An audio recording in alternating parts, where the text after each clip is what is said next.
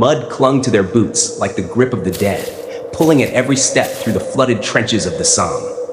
Rain hammered down in sheets, turning the earth into a slurry of blood and filth, as Private Ellis and his squad hunkered low under the lip of the parapet. Artillery thundered in the distance, a constant roar that shook the timbers bracing the walls. But closer, too close, came the whispers. Soft at first, like wind through barbed wire, they slithered into the men's ears amid the patter of water and the groan of wounded comrades. Ellis clutched his Enfield rifle, knuckles white, his breath fogging the chill air. No one spoke. They all heard it, those faint calls echoing from no man's land, names murmured as if by lost friends. Sergeant Hale, his face gaunt under a mud-smeared helmet, signaled for silence with a raised hand. The squad, 5 souls left after the last push, pressed against the duckboards, lanterns dimmed to mere glows to avoid drawing German fire. Supplies had run low, their last ration of bully beef shared in grim silence hours before. But the whispers grew bolder, weaving through the night like threads of smoke. "Tommy, come back," one seemed to say, mimicking the voice of Ellis's brother, killed in the first wave. Hale's eyes darted, his bayonet fixed, as if steel could ward off the unseen. They knew the legends, whispered in estaminets behind the lines. The fallen of the Somme didn't rest easy, their spirits trapped in the craters, calling to the living to join them in the eternal mud. As the barrage lifted momentarily, a figure stirred. Corporal Reed, the youngest, his uniform sodden and torn. He rose, trance-like, peering over the sandbags into the fog-shrouded void. "It's her," he muttered, the first words breaking the hush. "My Mary, calling from home." The squad froze. No letters had come in weeks, the post lost to shellfire. Hale grabbed Reed's arm, hissing a warning, but the corporal shook free, clambering up the ladder into the open. The whispers swelled, a chorus now, pulling him forward. Ellis lunged to follow, but a hand, Hale's, held him back. Reed vanished into the mist, his footsteps squelching, then silence. No scream, no shot, just the rain. That was the first twist, the eerie vanishing that cracked their resolve, leaving the remaining 4 staring at the empty ladder while hearts pounding like distant guns.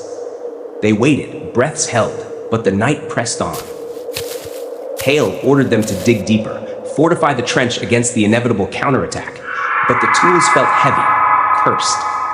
Private Larkin, the Irishman with a rosary around his neck, muttered prayers, his spade striking something hard, a bone, yellowed and splintered, unearthed from the soil.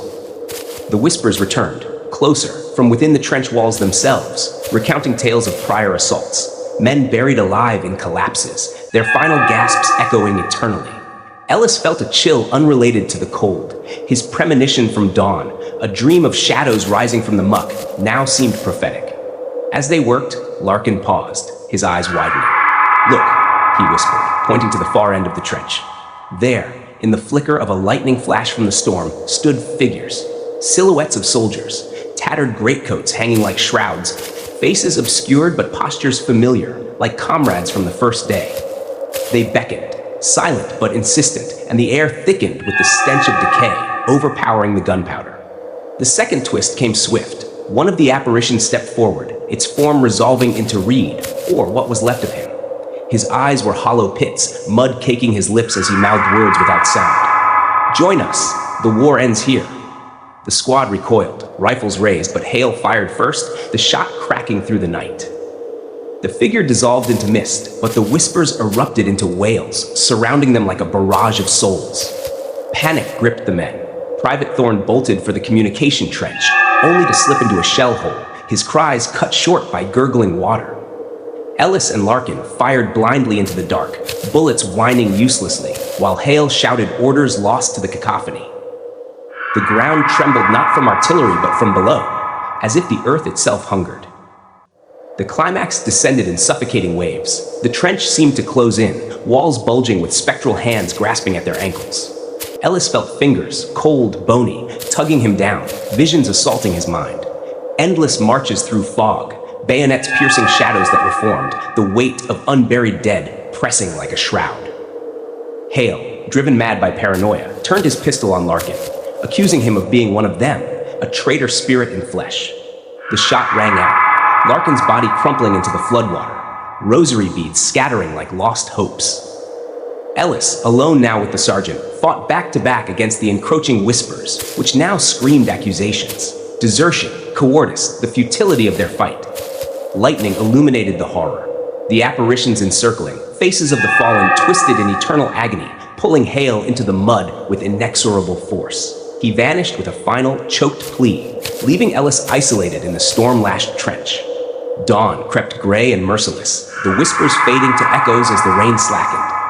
Ellis emerged, the sole survivor, clutching a muddied letter from his pocket, unread, addressed to his brother. He staggered through the craters, the battlefield silent, save for the drip of water from barbed wire. No birds sang, no wind stirred. Only the faint, lingering murmur from the earth below, a promise that the fallen would call again. The Somme claimed its due, not in glory, but in quiet, unending dread.